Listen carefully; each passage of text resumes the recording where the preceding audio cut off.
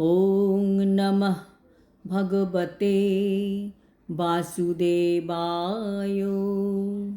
শ্রীমদ্ ভগবদ গীতা অষ্টাদশ অধ্যায় মোক্ষযোগ।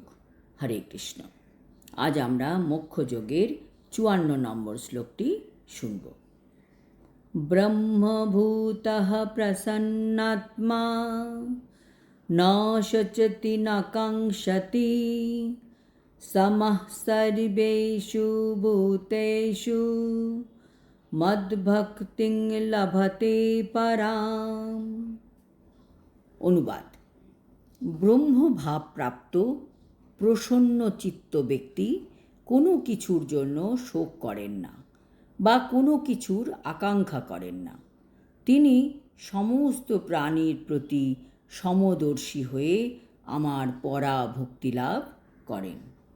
তাৎপর্য: ব্রহ্মভূত স্তরে পৌঁছলে আমরা কিভাবে লাভবান হব? আমরা সব সময় তখন প্রসন্ন চিত্ত থাকব, আমরা সন্তুষ্ট থাকব। সন্তুষ্টি না থাকলে কিন্তু সুখ নেই, শান্তি নেই। কেউ কেউ কম রোজগার করেও সুখী থাকেন, আবার কেউ কেউ প্রচুর পয়সা রোজগার করেও সুখী হয় না। তাই যারা ব্রহ্মভূত স্তরে আছেন তারা অনেক শান্তিতে থাকতে পারেন। এই সুখটুকুই তো সব। এর জন্যই তো আমরা এত পরিশ্রম করছি, এত চেষ্টা করছি। আমাদের মধ্যে যদি সন্তুষ্টি আসে তাহলে আমরা আমাদের যা আছে আমরা তাই নিয়েই সুখে থাকব। নির্বিশেষবাদীর কাছে ব্রহ্মভূত অবস্থা প্রাপ্ত হওয়া বা ব্রহ্মের সঙ্গে এক হয়ে যাওয়াটাই শেষ কথা। কিন্তু যারা সবিশেষবাদী বা শুদ্ধ ভক্ত, তারা শুদ্ধ ভক্তিতে যুক্ত হবার জন্য আরও অগ্রসর হতে হয় তাদের। এর অর্থ এই যে শুদ্ধ ভক্তিযোগে যিনি ভগবানের সেবায় যুক্ত তিনি ইতিমধ্যেই মুক্ত হয়ে ব্রহ্মভূত স্তর প্রাপ্ত হন, অর্থাৎ ব্রহ্মের সঙ্গে একাত্মভূত হয়ে যান। ব্রহ্মের সঙ্গে একাত্মভূত না হলে তার সেবা করা যায় না।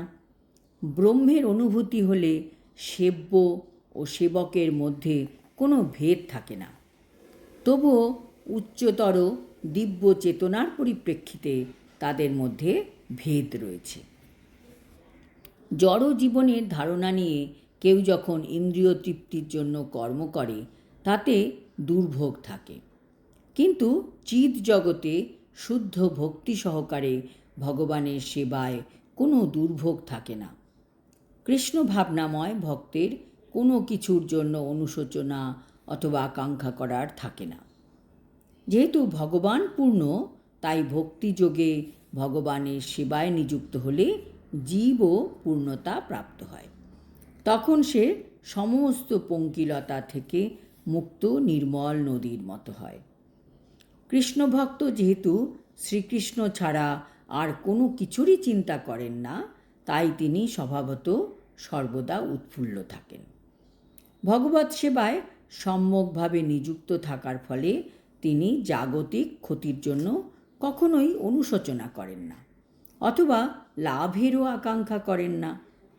জড়সুখ ভোগের জন্য তার আর কোনো বাসনা থাকে না, কারণ তিনি জানেন যে প্রতিটি জীবই পরমেশ্বর ভগবানের অবিচ্ছেদ্য অংশবিশেষ এবং তাই তারা তার নিত্যদাস। তিনি জড়জগতে কাউকেই উচ্চ এবং নীচ বলে গণ্য করেন না। উচ্চ ও নীচ বোধ হচ্ছে ক্ষণস্থায়ী, এবং এই ক্ষণস্থায়ী প্রকাশ বা অপ্রকাশের সঙ্গে ভক্তের কোনো সম্পর্ক থাকে না। তার কাছে পাথর ও সোনার একই মূল্য। এটি ব্রহ্মভূত স্তর, এবং শুদ্ধ ভক্ত অনায়াসে এই স্তরে উন্নীত হতে পারেন। সেই স্তরে পরব্রহ্মের সঙ্গে এক হয়ে যাওয়া বা ব্যক্তিগত স্বাতন্ত্র্য নাশ করার ধারণা নারকীয় বলে মনে হয়। স্বর্গলাভের আকাঙ্ক্ষাকে আকাশকুসুম বলে মনে হয়, এবং ইন্দ্রিয়গুলিকে বিষ দাঁতহীন সাপের মতন মনে হয়। তখন বিষ দাঁতহীন সাপের কাছ থেকে যেমন কোনো রকম ভয়ের আশঙ্কা নেই, তেমনি স্বাভাবিকভাবে নিয়ন্ত্রিত ইন্দ্রিয়গুলি থেকে আর কোনো ভয়ের আশঙ্কা থাকে না। জড় জগতের বন্ধনে আবদ্ধ ভবরোগাক্রান্ত মানুষদের কাছে এই জগৎ হচ্ছে দুঃখময়, কিন্তু ভগবত ভক্তের কাছে সমগ্র জগৎটি বৈকুণ্ঠ বা চিৎ জগতের মতো। এই জড় ব্রহ্মাণ্ডের সর্বশ্রেষ্ঠ ব্যক্তিত্ব ভক্তের কাছে একটি পিপীলিকার থেকে গুরুত্বপূর্ণ কেউ নয়। শ্রী চৈতন্য মহাপ্রভু, যিনি এই যুগে শুদ্ধ ভক্তি প্রচার করেছেন, তার কৃপায় এই ধরনের স্তর আমরা লাভ করতে পারব। আজ এই পর্যন্ত। পরের শ্লোকে আমরা জানব কিভাবে ভক্তি করলেই পরমেশ্বর ভগবানকে জানা যায় এবং তার ফলে ভগবানের ধামে প্রবেশ করা যায়। হরি ওম তৎসৎ। হরে কৃষ্ণ।